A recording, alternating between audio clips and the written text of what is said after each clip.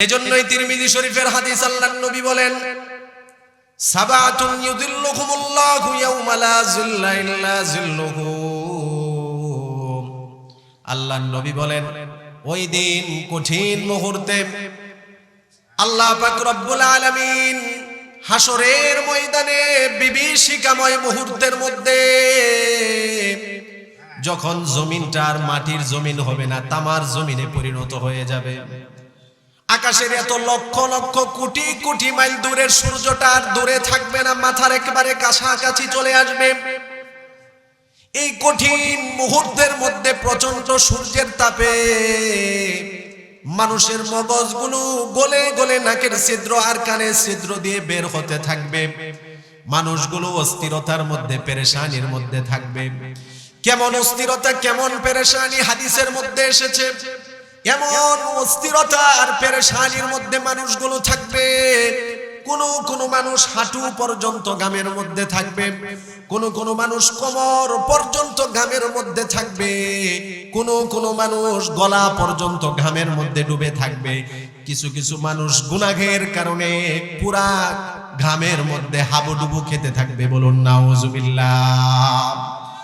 এই কঠিন ময়দানের মধ্যে যখন কোনো মা তার সন্তানকে চিনবে না, সন্তান মাকে চিনবে না, বাবা সন্তানকে চিনবে না, সন্তান বাবাকে চিনবে না, স্বামী স্ত্রীকে চিনবে না, স্ত্রী স্বামীকে চিনবে না, নেতা তার কোন জনগণকে চিনবে না, জনগণ নেতাকে চিনবে না।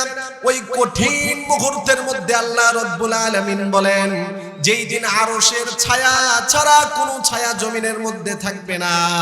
আল্লাহ নবী বলেন, আল্লাহ 7 শ্রেণীর মানুষকে আরশের নিচে জায়গা দিয়ে দিবেন। আরো আওয়াজ দিয়ে বলতে হবে সুবহানাল্লাহ। ভাইরা আমার, মুরব্বী বাবারা আমার, কয় শ্রেণীর মানুষকে আল্লাহ ছায়া দিবেন?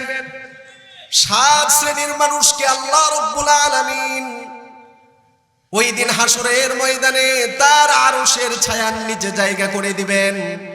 1 নাম্বার হলো ইমামুন আদিলুন, ন্যায়পরায়ণ বাদশা, যে ইনসাফের সাথে বিচার কাজ কায়েম করেছে। 2 নাম্বার হলো শাবুন নাশা ফি ইবাদাতিল্লাহ। আল্লাহ নবী বলেন, আরশের নিচে আল্লাহ দ্বিতীয়তম ওই যুবককে ছায়া দান করে দিবেন, যেই যুবক তার যৌবনকাল আল্লাহর গোলামিতে কাটিয়ে দিয়েছে। এজন্য প্রাণ প্রিয় যুবক ভাইদেরকে লক্ষ্য করে বলবো, ও আমার যুবক ভাইরা, যৌবনকালটা বড় দামি কাল, বড় দামি কাল। যৌবনকালের ইবাদত আল্লাহর কাছে অনেক প্রিয়, অনেক প্রিয়। এজন্য আল্লাহর নবী আরেক হাদিসের মধ্যে বলেন, ইগতানিম খামসান ক্বাবলা খামসিন। ও আমার উম্মত, 5টা জিনিসের আগে 5টা জিনিসকে তোমরা গনিমত মনে করো। 1 নাম্বার হলো শাবাবাকা ক্বাবলা হারামিক। তুমি তোমার যৌবনকালটাকে গনিমত মনে করো তোমার বার্ধক্য আসার আগে। কেননা যখন তোমার বার্ধক্য চলে আসবে তখন যৌবনকালের মতো আর শক্তি পাবে না। যখন তোমার বয়স হয়ে যাবে, বৃদ্ধ হয়ে যাবে, যৌবনকালে যেমন ইবাদতের একটা শক্তি থাকে, বৃদ্ধকালে বয়সের কারণে, বার্ধক্যের কারণে ইচ্ছা থাকলেও সেই ইবাদত করা যায় না। বলুন ঠিক কিনা? এই যে শীতের মৌসুম, শীতকাল, ও যুবক ভাইয়েরা, যদি আপনারা ইচ্ছা করেন এই শীতের মৌসুমে উঠে রাত্রিবেলা ঠান্ডা পানি দিয়ে ওযু করে ফজরের নামাজ পড়বেন, এটা আপনার জন্য কোনো কষ্টের কারণ হবে না। ইচ্ছা করলে আপনি পারবেন। কিন্তু বয়স্ক হয়ে গেলে, বৃদ্ধ হয়ে গেলে ঠান্ডা পানি দিয়ে ওযু করে ফজরের নামাজে শীতের মধ্যে হেঁটে হেঁটে মসজিদে আসাটা কষ্টকর হবে, ঠিক কিনা? কিন্তু একটা সুসংবাদ আমি যুবক ভাইদেরকে বলবো, ও আমার যুবক ভাইরা, যৌবন কালটা যদি আমরা আল্লাহর ইবাদতের মধ্যে কাটিয়ে দিতে পারি, শক্তির বয়সটা, শক্তির সময়টা যদি আমরা কাটিয়ে দিতে পারি, যদি আমার বার্ধক্য চলে আসে, যদি আমার বয়স চলে আসে, যদি আমি বুড়ো হয়ে যাই, এমন একটা ইবাদত যদি করতে না পারি যেটা আমি যৌবনকালে করেছিলাম, বৃদ্ধকালে ওই ইবাদত না করলেও আল্লাহ সওয়াব দিয়ে দিবেন। আমাদের দেশে সরকারি চাকরিজীবীরা সরকারি চাকরি করে নির্দিষ্ট একটা সময়ের মধ্যে চলে গেলে সরকার তাদেরকে রিটায়ার্ড করে দেয়। বসে বসে সরকারের পক্ষ থেকে তাদেরকে ভাতা দেওয়া হয় কিনা, পেনশন দেওয়া হয়, ভাতা দেওয়া হয়। দেশের একটা সরকারের পক্ষ থেকে যদি এই নিয়ম নির্ধারণ করা থাকে, আল্লাহ রাব্বুল আলামিনের পক্ষ থেকে আরো উত্তম নিয়ম আছে। ও যুবক ভাইরা, যৌবনকালটা যদি আল্লাহর গোলামিতে কাটিয়ে দিতে পারি, বৃদ্ধকালে যদি ইবাদত যেটা যৌবনকালে করেছিলাম বৃদ্ধকালে যদি নাও করতে পারি, আল্লাহ সওয়াব দিয়ে দিবেন। এই জন্য যুবক ভাইদেরকে বলবো, ভাই আসুন কোরআন হাদিসের কথাগুলো শুনুন, জীবনকে গড়ুন, আল্লাহ এবং আল্লাহ রাসূলকে মুহাব্বত করুন। আল্লাহ এবং আল্লাহ রাসূলের মুহাব্বত কখন হবে? যখন আমি কোরআন হাদিসের কথা শুনবো, ঠিক কিনা বলেন? যুবক ভাইরা, একজন যুবক সাহাবীর ঘটনা আপনাদের ক্ষেত্রে আমার মনে পড়ে গেল। ও যুবক ভাই, তোমরা যেমন যুবক, নবীর সাহাবীরা অনেক যুবক সাহাবী ছিল।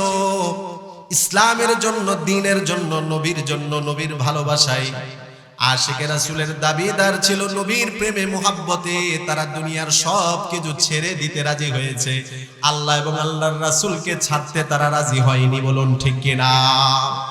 এরকম অসংখ্য গণিত যুবক সাহাবীর ঘটনা আমি আপনাদেরকে বলতে পারবো।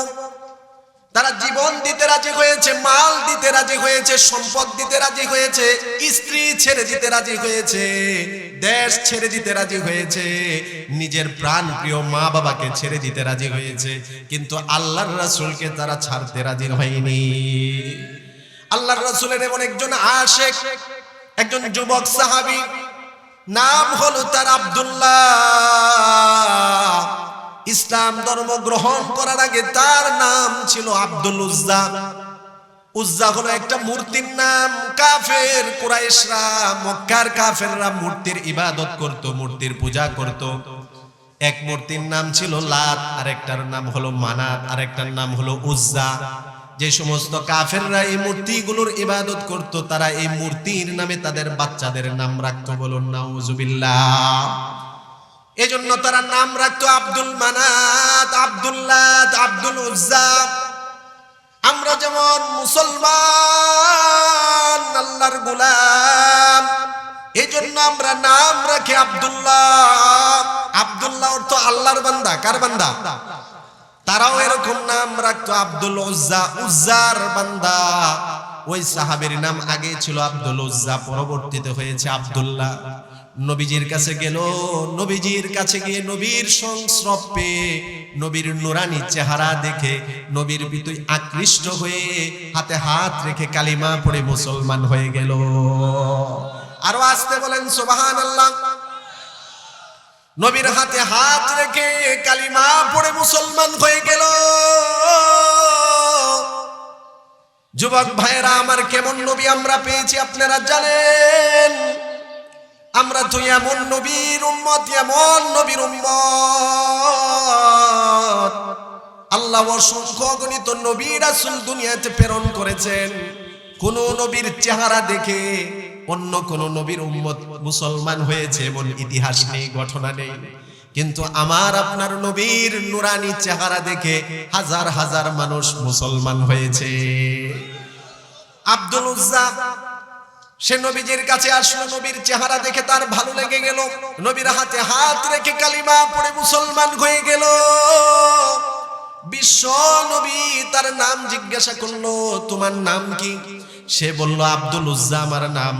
আল্লাহর নবী বললেন, আব্দুল উজ্জা এটা কোনো মুসলমানের নাম হতে পারে না, আজ থেকে তোমার নাম হলো আব্দুল্লাহ। বিশ্ব নবী নাম দিয়ে দিল আব্দুল্লাহ। সে ইসলাম ধর্ম গ্রহণ করলো, ইসলামের নিয়ম নীতি মানা শুরু করে দিল।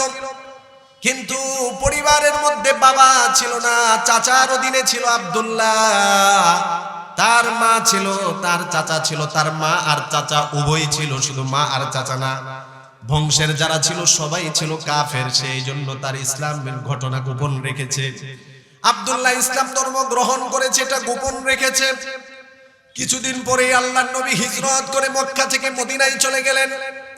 আব্দুল্লাহ নবীকে দেখতে পারে না, নবীর চেহারা দেখে কলিজা ঠান্ডা করতে পারে না। আব্দুল্লাহর মন খারাপ, মনের মধ্যে আগুন দাউ দাউ করে জ্বলে। এই জন্য তার এই অবস্থা দেখে এলাকার মানুষ বুঝতে পেরেছে আব্দুল্লাহ হয়তো মুহাম্মদের হাতে হাত রেখে মুসলমান হয়েছে। তার চাচার কাছে একজন বিচার দিয়েছে, ও তুমি জানো তোমার ভাতিজা আব্দুল উজ্জা মুহাম্মদের হাতে হাত রেখে কালিমা পড়ে মুসলমান হয়েছে। চাচা বাড়িতে যাওয়ার পরে আব্দুল্লাহ বাড়িতে আসলো। আসার পরে আব্দুল্লাহকে জিজ্ঞাসা করলো, ও ভাতিজা, এলাকার মানুষ আমার কাছে তোমার ব্যাপারে একটা অভিযোগ করেছে, তুমি নাকি মুহাম্মদ সাল্লাল্লাহু আলাইহি ওয়াসাল্লামের হাতে হাত রেখে কালিমা পড়ে মুসলমান হয়েছো। এমন সময় আব্দুল্লাহ চাচাকে বলে, চাচা আপনি সন্দেহ করে কথা বলেন কেন? আমি আপনাকে প্রকাশ্যভাবে বলে দিচ্ছি, হ্যাঁ আমি মুহাম্মদ সাল্লাল্লাহু আলাইহি ওয়াসাল্লামের হাতে হাত রেখে কালিমা পড়ে মুসলমান হয়েছি। বলুন সুবহানাল্লাহ। ও চাচা, দিনের আলো যেরকম সত্য এটার মধ্যে যেমন কোনো সন্দেহ নেই, সূর্যের আলো যেমন সত্য এটার মধ্যে কোনো সন্দেহ নেই। চাচা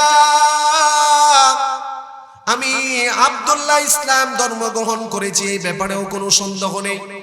চাচা আপনি কি করার আপনি করতে পারেন। এবার চাচা বলল, আব্দুল্লাহ আমাদের বাপ দাদার ধর্ম ছেড়ে দিয়ে নতুন ধর্ম গ্রহণ করেছো, আমাদের বাপ দাদার মুখে কালি মেরে দিয়েছো।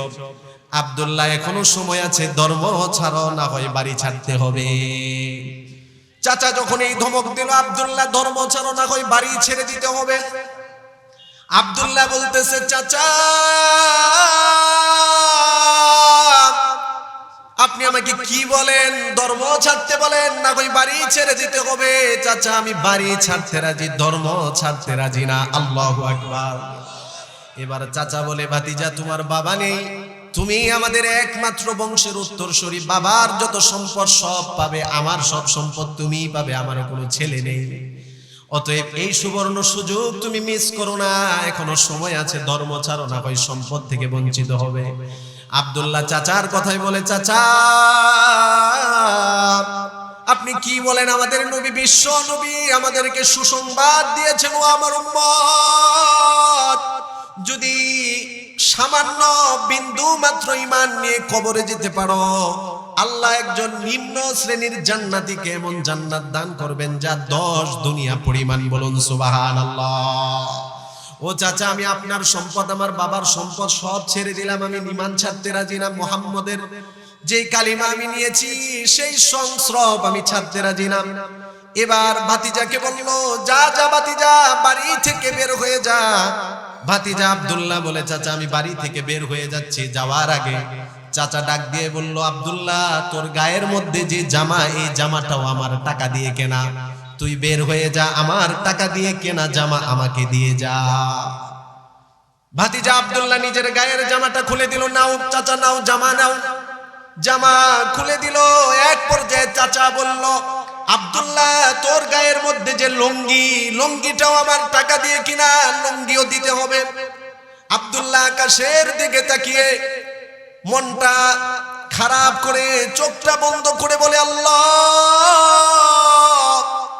শুনেছি হাসরের ময়দান কায়েম হবে, সমস্ত মানুষগুলো হুফাতান উরাতা, উলঙ্গ থাকবে, পা বিহীন থাকবে। আজকে ঈমানের জন্য আমার চাচা আমার থেকে জামা খুলে নিয়েছে, লুঙ্গিও চাচ্ছে। আমি মনে করে নিলাম এই দুনিয়াটা এখন আমার জন্য হাসরের ময়দান। আব্দুল্লাহ নিজের লুঙ্গিটা খুলে চাচাকে দিয়ে দিল, উলঙ্গ হয়ে গেল, বস্ত্রহীন হয়ে গেল, তারপরেও ঈমান ছেড়ে দিল না। আল্লাহু আকবার। যুবক ভাইরা আমার, ঈমান কত দামি জিনিস, মুরব্বী বাবারা আমার একটু খেয়াল করেন। বাবার সম্পত্তি ছেড়ে দিল, চাচার সম্পত্তি ছেড়ে দিল, কাপড় পর্যন্ত খুলে ফেললো, বস্ত্রহীন হয়ে গেল, তারপরেও ঈমান ছাড়তে রাজি না। আর আমরা কপাল পোড়া মুসলমান, 500 টাকা পেলে ঈমান ছেড়ে দিতে রাজি হয়ে যায়। কেননা ঈমানের মূল্য আমরা জানি না, ঈমান যে কত দামি জিনিস সেটা আমরা বুঝি না। এবার আব্দুল্লাহ তার বস্ত্রহীন শরীরটা নিজের হাতটা দিয়ে লজ্জাস্থানটা ডেকে মার কাছে গিয়ে বলল, মা দয়া করে আমার দিকে তাকিও না, তোমার ছেলে উলঙ্গ, তোমার দেবর আমার জামা কাপড় খুলে নিয়েছে ঈমানের কারণে, আমি উলঙ্গ, মা আমার দিকে তাকিও না। দয়া করে ইমানের কারণে আমি আজকে কাপড় সব চাচার দিয়ে দিয়েছি, উলঙ্গ হয়ে গিয়েছি, ইমান ছাড়ি না। যদি মা পারো আমাকে একটা কাপড়ের টুকরা দাও লজ্জাস্থানটা ঢাকার জন্য। মা ভিতর থেকে একটা কাপড়ের টুকরা দিয়ে দিল। একটা কাপড়টাকে দুইটা টুকরা করে আব্দুল্লাহ এক টুকরা দিয়ে লজ্জাস্থান ডাকলো, আর এক টুকরা দিয়ে নিজের শরীরটা কোনোভাবে ডাকলো। এই জন্য তার লকব হয়ে গেল আব্দুল্লাহ জুলবাজাদাইন, দুই কাপড়ওয়ালা। কয় কাপড়ওয়ালা? আব্দুল্লাহ জুলবাজাদাইন হয়ে গেল তার লকব। নিদর দেহটাকে নিয়ে, রক্তমাখা শরীরটা নিয়ে, বস্ত্রহীন অবস্থায় শীতের রাত্রিতে পায়ে হেঁটে হেঁটে গভীর রজনীতে মদিনায় মসজিদের নববীতে গিয়ে উপস্থিত হলো। বিশ্বনবীর দরজার সামনে গিয়ে দাঁড়িয়ে রইল। বিশ্বনবীকে ডাক দিবে কিনা, যদি আল্লাহর নবীর ঘুম ভেঙে যায়, যদি বেয়াদবি হয়ে যায়, দরজার সামনে দাঁড়িয়ে রয়েছে, শরীরটা কাঁপতেছে কিন্তু ডাক দেয় না। আল্লাহর নবী তাহাজ্জুদের নামাজের সময় উঠলেন, উঠে দেখলেন বস্ত্রহীন অবস্থায়, জীর্ণ শীর্ণ শরীর, রক্তমাখা শরীর নিয়ে কে যেন দাঁড়িয়ে আছে। আল্লাহর নবী প্রশ্ন করলেন, মান আনতা, কে তুমি? আব্দুল্লাহ বলল, ইয়া রাসূলুল্লাহ, আনা আব্দুল্লাহ, আমি হলাম আপনার আব্দুল্লাহ। বিশ্বনবী আবার প্রশ্ন করলেন, তুমি কোন আব্দুল্লাহ? এবার আব্দুল্লাহ বলে, ইয়া রাসূলুল্লাহ, আপনি আমাকে চিনেননি, আমি আপনার ওই যুবক সাহাবী আব্দুল্লাহ। ইসলাম ধর্ম গ্রহণ করার আগে আমার নাম ছিল আব্দুল উজ্জা। ইসলাম ধর্ম আপনার হাত রেখে কালিমা পড়ে মুসলমান হয়েছে, এখন নাম হলো আমার আব্দুল্লাহ, আপনি নাম দিয়েছেন আব্দুল্লাহ। আল্লাহর নবী বলে, আব্দুল্লাহ রে, তোর চেহারার এই অবস্থা কেন? তুই না নাদোষ নুদোষ ছিলি, এক বাবার এক সন্তান ছিলি, চেহারাটা কত সুন্দর ছিল, তোর চেহারার এই অবস্থা কেন? আর তোর শরীরের মধ্যে বস্ত্রহীন কেন তুই? আব্দুল্লাহ বলে, ইয়া রাসূলুল্লাহ, ঈমানের কারণে চাচা মারধর করে চেহারা রক্তে রঞ্জিত করে দিয়েছে, নিজের শরীরের জামা কাপড় সব খুলে নিয়েছে, তারপরেও সব ছেড়েছি। ইয়া রাসূলুল্লাহ, আমি আব্দুল্লাহ ঈমান ছাড়িনি। বিশ্বনবীর গাল মোবারক বেয়ে বেয়ে পানি পড়তে লাগলো। আব্দুল্লাহ, আজকে আমি তোর প্রতি খুশি হয়ে গেছি, তুই কি চাস? আব্দুল্লাহ, তুই কি চাস বল, আমি তোর জন্য আল্লাহর কাছে সেই দোয়াই করব। হযরতে আব্দুল্লাহ জুলবাজাদাইন বলে, ইয়া রাসূলুল্লাহ,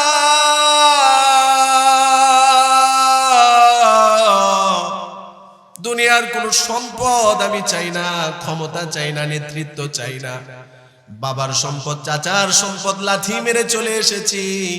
আমি আপনার কাছে দোয়া চাই, আপনি আমার জন্য দোয়া করেন, আমার জীবনটা যেন আল্লাহর রাস্তায় শহীদ করতে পারি। আল্লাহর নবী ঘরে গেলেন, একটা জুব্বা এনে আব্দুল্লাহকে দিয়ে দিলেন। আব্দুল্লাহ, নে আমার গায়ের জুব্বা তুই আজকে পরিধান কর। সুবহানাল্লাহ। ও যুবক ভাইয়েরা, প্রাণ প্রিয় মুরব্বী বাবারা, ইসলামের জন্য কুরবানি করলে, ত্যাগ করলে কোনো লস হয় না।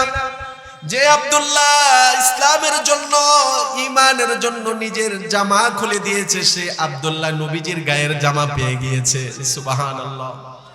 হযরত আব্দুল্লাহকে আল্লাহর নবী আসহাবে সুফফার সাথী বানিয়ে নিলেন। আব্দুল্লাহ আসহাবে সুফফাই মসজিদে নববীতে থাকে।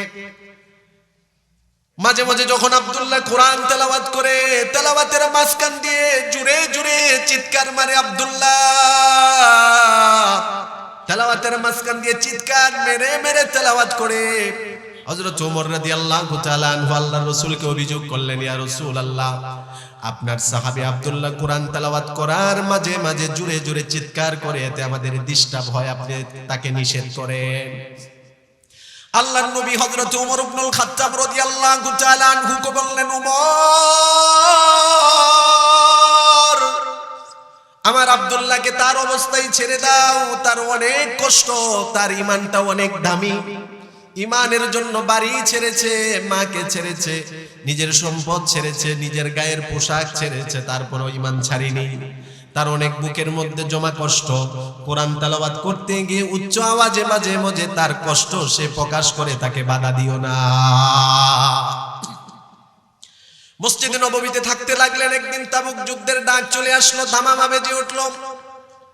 আল্লাহর নবী ৩০,০০০ সাহাবায়ে কেরামকে নিয়ে যুদ্ধের ময়দানে চলে গেলেন।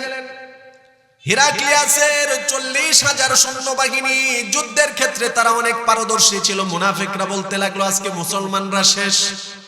40,000 রোমান বাহিনী, যুদ্ধের ক্ষেত্রে তারা অনেক পারদর্শী, আজকে সব মুসলমানদেরকে ধ্বংস করে দিবে, মুনাফিকরা বলতে লাগলো। কিন্তু ঘটনাক্রমে দেখা গেল বিশ্ব নবী তাবুক যুদ্ধে গেলেন, সাহাবায়ে কেরামকে দেখে 40,000 রোমান সেনারা ভয়ে যুদ্ধ থেকে পলায়ন করলো। যুদ্ধ আর হলো না, আল্লাহর নবী সেখানে অবস্থান করলেন। হযরতে আব্দুল্লাহ রাদিয়াল্লাহু তাআলা আনহু আল্লাহর নবীর কাছে এসে বললেন, ইয়া রাসূলুল্লাহ, আপনি আমার জন্য একটা দোয়া করেন, আমি যেন আল্লাহর রাস্তায় শহীদ হতে পারি, আমার জীবনটা যেন আল্লাহর রাস্তায় আমি দিয়ে দিতে পারি, আপনি আমার জন্য একটু দোয়া করেন। আল্লাহর নবী দুটি হাত উঠিয়ে দোয়া করলেন, আল্লাহুম্মা হাররিম দামাহু আলাল কুফার।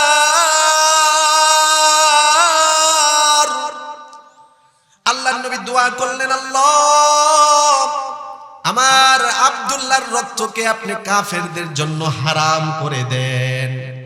হযরতে আব্দুল্লাহ বললেন, ইয়া রাসূলুল্লাহ, কি দোয়া চাইলাম আর আপনি কি দোয়া করলেন? আমি চাই আমার জীবনটা আল্লাহর রাস্তায় শহীদ হোক, আমার দেহটা ক্ষত বিক্ষত হয়ে যাক, যেই দিন আমি আল্লাহর কাছে কবর থেকে হাসরের ময়দানে ছুটব, যেন আমার হাত না থাকে, আমার পা না থাকে, আমার কান না থাকে।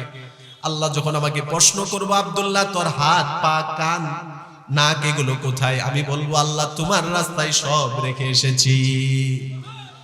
আল্লাহর নবী বলেন, আব্দুল্লাহ চিন্তা করো না, তোমার জন্য কাফেরদের তরবারি তোমার উপর হারাম করে দিয়েছি, কোন কাফের তোমাকে মারতে পারবে না, তবে তুমি এই শাহাদাতের মর্যাদা পাবে। যদি তুমি তোমার বিছানায় মারা যাও, তারপরেও আল্লাহ তোমাকে এই শাহাদাতের মর্যাদা দান করে দিবে। কিছুদিন পরেই দেখা গেল হযরতে আব্দুল্লাহর অসুস্থ হয়ে গেলেন যুদ্ধের ময়দানে। জ্বর হলো আব্দুল্লাহর। আল্লাহর নবীর সাহাবীরা আব্দুল্লাহ রাদিয়াল্লাহু তাআলা আনহুর ব্যাপারে গিয়ে বললেন, ইয়া রাসূলুল্লাহ, আপনার সাহাবী আব্দুল্লাহর জ্বর এসেছে। আল্লাহর নবী তাড়াতাড়ি গেলেন, গিয়ে দেখলেন আব্দুল্লাহর এত জ্বর, নবীজি চেহারা দেখে বুঝতে পেরেছেন আব্দুল্লাহর দুনিয়াতে আর বেশি সময় বাকি নেই। ও প্রাণপ্রিয় যুবক ভাইরা, দেখেন কোরআন ইসলামের জন্য আপনি কুরবানি করলে, ত্যাগ করলে, নবীকে ভালোবাসলে আপনার লস হবে না। সাহাবায়ে কেরামকে বললেন, ও আমার সাহাবীরা, আমার আব্দুল্লাহকে আমার কুলের মধ্যে আনো। বিশ্ব নবী নিজের পা মোবারকের উপর আব্দুল্লাহকে রাখলেন। রাখার পরে আব্দুল্লাহ আল্লাহর নবীর দিকে তাকিয়ে আছে, নবীজিও আব্দুল্লাহর দিকে তাকিয়ে আছে।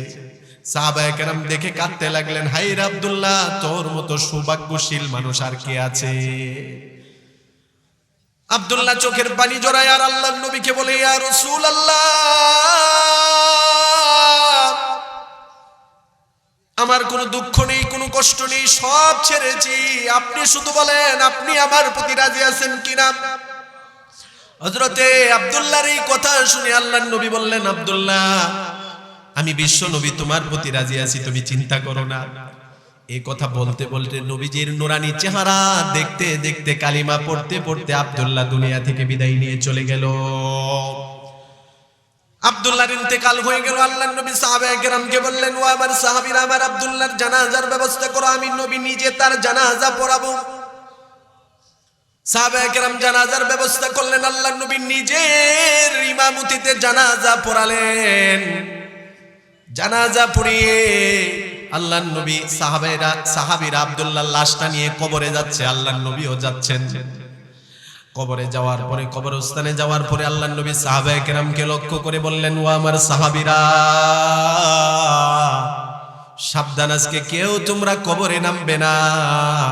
আমি বিশ্ব নবী নিজে আজকে কবরে নেমে আব্দুল্লাহকে কবরে নামাবো। সাধারণত নিয়ম হলো, মানুষ কেউ মারা গেলে তার আপন মানুষই কবরে নামে।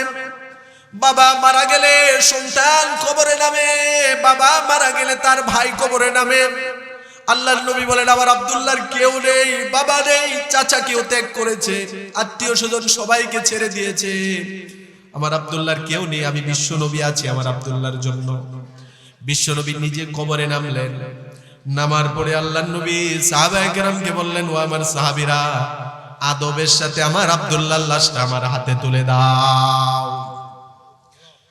হযরত সাহাবায়ে কেরাম রাদিয়াল্লাহু আনহুম আজমাইন আব্দুল্লাহর লাশটাকে দিয়ে দিলেন। আল্লাহর নবী লাশটাকে কবরে রেখে আল্লাহর কাছে দোয়া করে বললেন, আল্লাহুম্মা ইন্নী আমসাইতু রিদান আনহু ফারদি আনহু ইয়া রাব্বাল আলামিন।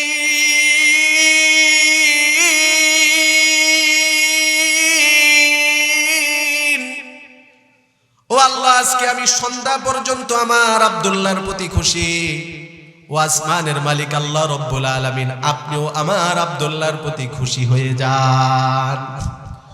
বড় বড় সাহাবায়ে কেরাম হযরত আবু বকর, হযরত ওমর, সাদ বিন আবি ওয়াক্কাস রাদিয়াল্লাহু আনহুম, এত বড় বড় সাহাবীরা এই দৃশ্য দেখে মাটির মধ্যে শুয়ে সাদ বিন ওয়াক্কাস রাদিয়াল্লাহু তাআলা আনহু গড়াগড়ি শুরু করে দিলেন। মাটির মধ্যে শুয়ে গড়াগড়ি করতে লাগলেন আর বলতে লাগলেন, আহারে, আজকে যদি আব্দুল্লাহর জায়গায় আমার লাশ হতো, আমার জীবনটা ধন্য হয়ে যেত। এজন্য আমার প্রাণপ্রিয় যুবক ভাইরা, মুরব্বী বাবারা, আমার দিলটা নরম করেন। দুনিয়ার মধ্যে আর কত কত অযথা সময় নষ্ট করব। জীবন আমার আস্তে আস্তে বরফের মতো গলে যাচ্ছে, আমার জীবনের হায়াতটা গলে যাচ্ছে, আমার সময়গুলো চলে যাচ্ছে। সময়টা কোন কাজে ব্যয় করতেছি, আল্লাহর কাছে জবাবদিহিতা দেওয়া লাগবে কিনা। কিন্তু যদি আমরা সঠিক কাজে ব্যয় করতে পারি, আল্লাহ এবং আল্লাহর রাসূলের আনুগত্যতায় ব্যয় করতে পারি, আল্লাহ তাআলা দুনিয়াতেও আমাদেরকে সুখ, শান্তি, সমৃদ্ধি দান করবেন, পরকালেও আমাদেরকে জান্নাতি বানাবেন। বলুন সুবহানাল্লাহ। ও আমার প্রাণপ্রিয় যুবক ভাইরা, যেহেতু যুবক ভাইদের উদ্যোগে আজকের এই মাহফিল, আমি যুবক ভাইদেরকে নিয়ে কথা বলবো। ও আমার প্রাণপ্রিয় যুবক ভাইরা, ঈমান এবং ইসলাম দিয়ে, কোরআন এবং হাদিস দিয়ে চলুন আমরা জীবনটা সাজাই। ঈমান নিয়ে যদি মরতে পারি, ঈমানের উপর যদি অবিচল থাকতে পারি, মৃত্যুর সময় কোনো কষ্ট হবে না। মরার আগে আল্লাহর পক্ষ থেকে ফেরেশতাদের মাধ্যমে জান্নাতের সুসংবাদ পেয়ে যাব। আল্লাহ রাব্বুল আলামিন বলেন, ইন্নাল্লাযীনা ক্বালু রাব্বুনাল্লাহু সুম্মা ইসতাকামু তাতানাজ্জালু আলাইহিমুল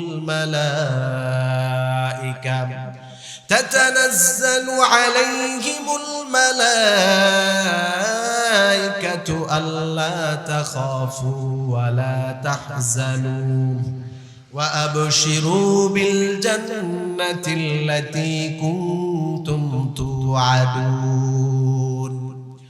আল্লাহ বলেন, ওই সমস্ত লোক যারা বলে আমি আল্লাহ তাদের রব, এই কথা বলার পরে যারা এই দাবিতে অটল থাকে, শুধুমাত্র মুখে বললেই হবে না আমি মুসলমান, শুধুমাত্র মুখেতে দাবি করলেই মুসলমান হওয়া যায় না। আল্লাহকে রব বলে আল্লাহ বলেন যারা স্বীকার করে, তারপরে এই দাবির উপর যারা অটল থাকে, এভাবে মৃত্যু পর্যন্ত যারা থাকে, মৃত্যুর সময় তাতানাজ্জালু আলাইহিমুল মালাইকা, তাদের সামনে আল্লাহর রহমতের ফেরেশতারা চলে আসে। বলুন সুবহানাল্লাহ। ফেরেশতারা এসে বলে, ও দুনিয়ার আল্লাহর প্রিয় বান্দা,